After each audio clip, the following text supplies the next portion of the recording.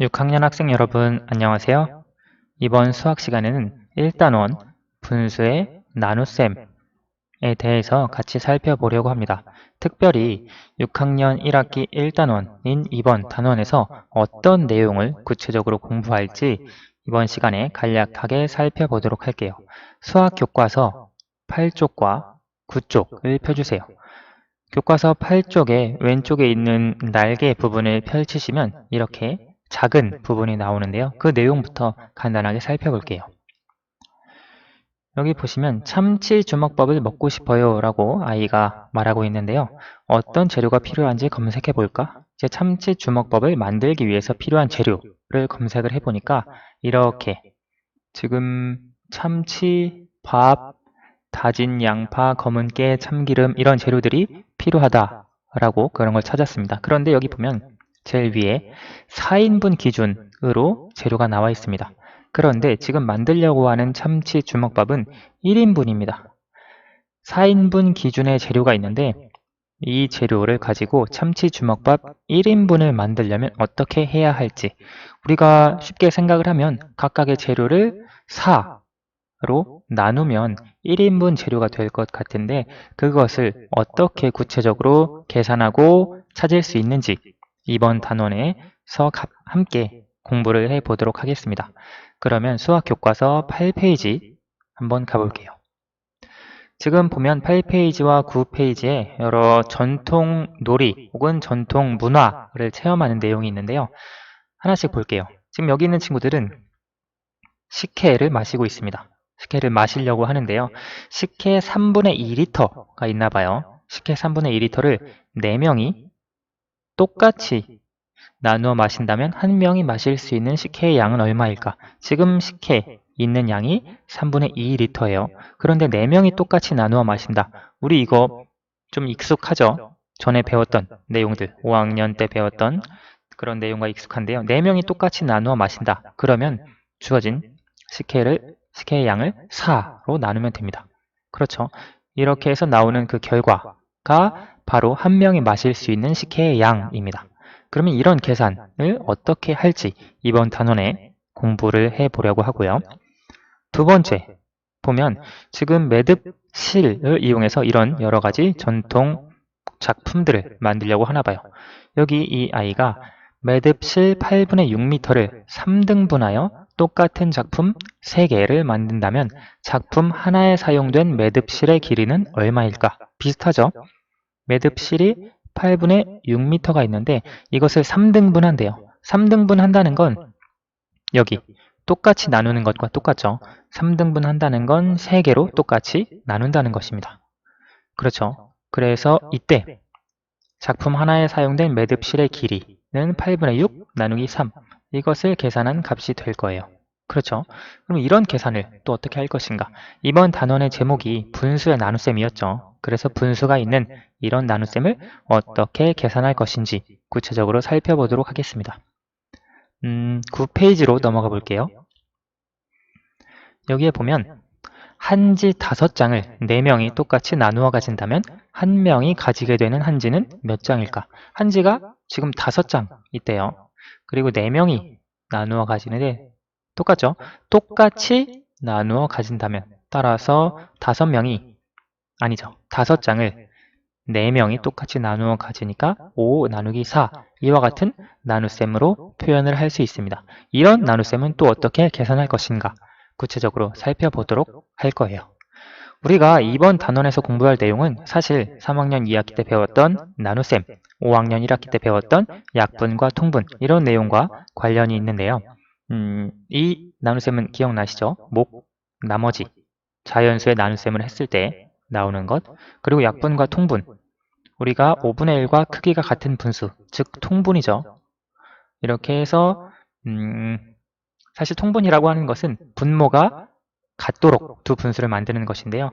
이 5분의 1과 크기가 같은 분수에서는 분모 분자에 어떤 똑같은 수를 곱해 주어서 분수를 만들어도 처음에 곱해주기 전에 있었던 분수와 크기가 같다라고 하는 원리를 이용을 해서 여기 첫 번째에서는 분모 분자에 2를 곱해 주어서 10분의 2가 되었고요. 또 여기에서는 분모 분자에 3을 곱해 주어서 15분의 3으로 만들었습니다.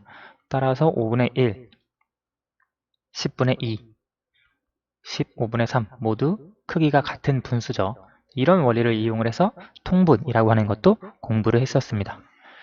그러면 이번 단원에서 배울 내용은 자연수 나누기 자연수를 하나의 수로 어떻게 나타낼 수 있을 것인가. 예를 들어 10 나누기 2 이런 나누어 떨어지는 나눗셈은 5 하나의 수로 나타낼 수 있었죠. 그런데 이런 5 나누기 4와 같은 자연수의 나눗셈을 하나의 수로 나타낼 수 있을지 살펴보고요. 또 분수 나누기 자연수를 어떻게 계산할지 아까 8페이지에 나왔던 그런 내용들을 어떻게 계산할 것인가 또 이런 것이 언제 필요할까에 대해서 살펴보도록 하겠습니다. 자, 그러면 우리 이미 배웠던 내용을 수학 익힘 5페이지 내용 문제를 풀어보면서 간단하게 확인을 해보고 이번 시간 마치도록 할게요. 수학 익힘 5페이지를 한번 펴봅시다. 자, 수학 익힘 5페이지입니다. 수학 익힘 책 5쪽인데요. 여러분 수학 익힘은 선생님하고 같이 푸는 것이 아니라 여러분 스스로 문제를 먼저 풀어보고 그 다음 영상을 통해서 풀이와 정답을 확인해 보세요. 먼저 영상을 잠깐 정지를 해 두시고 스스로 풀어보시기 바랍니다. 특별히 여기 5페이지에 있는 내용은 여러분이 3학년, 5학년, 4학년 전에 배웠던 내용이기 때문에 스스로 충분히 풀 수 있을 거예요. 자, 함께 풀어볼까요?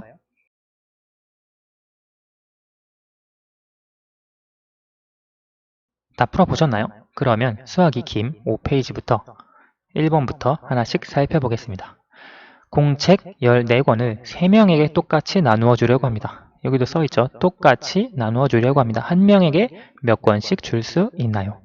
나누어 주고 남은 공책은 몇 권인가요? 남은 공책까지 물어봤는데요. 14권을 3명에게 똑같이 나누어 준다. 식을 세우면 나눗셈이죠. 14권을 3명에게 똑같이 나누어 주면 우리가 이 나눗셈을 계산을 해주면 14 안에 3이 4번 들어갑니다. 그리고 4, 3, 12니까요. 나머지가 2가 됩니다. 그러면 한 명에게 4권씩 줄 수 있고 남은 공책은 2권이 되겠네요. 여기서 이것이 목, 이게 나머지가 되죠. 2번, 색칠된 부분을 분수로 나타내어 보세요. 여기에 보시면 지금 이 원이 하나, 둘, 셋, 넷, 다섯, 여섯, 일곱, 8조각으로 나눠져 있죠. 똑같이 8조각으로 나누어져 있습니다. 그 중에 하나, 둘, 셋, 세 부분이 색칠이 되어 있는데요. 따라서 8분의 3으로 나타낼 수 있습니다. 여기에 보시면 이 큰 정사각형 하나가 1이라고 했고요. 지금 여기서는 대분수로 표현하도록 되어 있네요. 그럼 여기 남은 부분 보시면 하나, 둘, 셋, 넷. 여기 1을 4개로 똑같이 나누었고 그 중에 세 부분에 색칠이 되어 있습니다. 따라서 1과 4분의 3으로 표현을 해줄 수 있습니다.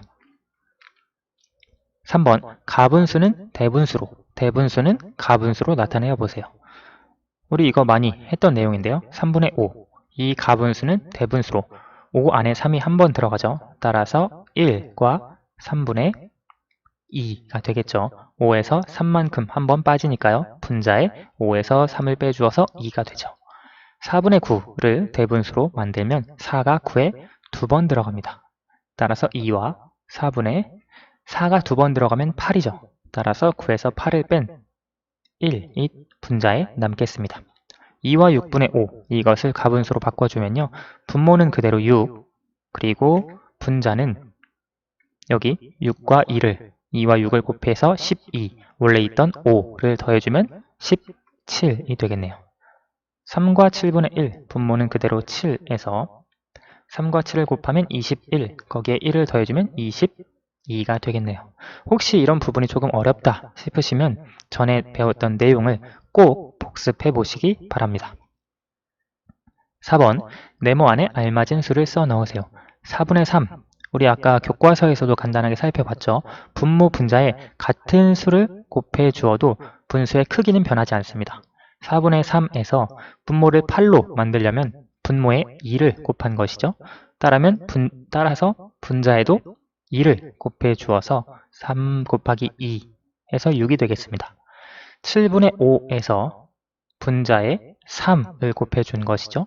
그러면 분모에도 3을 곱해 주어서 21, 따라서 7분의 5는 21분의 15가 되겠습니다. 8분의 5, 이것은 사실 정답이 여러 가지예요.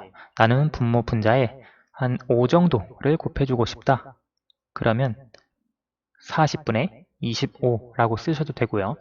뭐 나는 그냥 간단하게 2 정도만 곱해주겠다. 그러면 16분의 10으로 쓰셔도 됩니다. 혹은 나는 그냥 4를 곱해줄래 라고 하면 분모에 4를 곱해서 8, 4, 32, 분자에 4를 곱해서 5, 4, 20. 이 분수들이 전부 다 같은 크기의 분수다 라고 하는 것 5학년 때 배운 내용일 거예요. 5번 계산해 보세요. 분수의 곱셈이네요. 분수의 곱셈은 우리 배운 대로 분모는 분모끼리, 분자는 분자끼리 곱해주면 되죠. 이걸 계산하면 12분의 2가 됩니다. 3 곱하기 4, 2 곱하기 1. 그리고 여기서 혹시 약분을 해줄 수도 있어요. 약분을 꼭 해주어야 되는 것은 아니고요. 약분을 해준다면 분모 분자를 2로 나누어서 6분의 1로 써줄 수 있습니다. 여기에서도 5 곱하기 3, 15, 7 곱하기 1, 7, 그리고 2와 4분의 1 곱하기 2분의 1. 여기는 대분수와 진분수죠. 이 대분수를 가분수로 바꾸어서 곱해주는 것이 분수의 곱셈에서는 계산하기가 편리합니다. 2와 4분의 1을 가분수로 바꾸어주면 4분의 9가 되죠. 그러면 4분의 9 곱하기 2분의 1로 쓸 수 있고요. 이걸 계산하면 8분의 9가 되겠네요.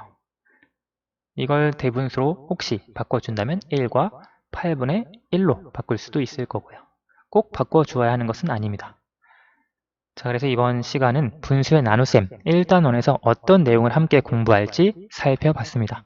다음 시간부터 본격적인 1단원 내용을 공부해 보도록 하겠습니다. 오늘은 여기까지 하겠습니다. 감사합니다.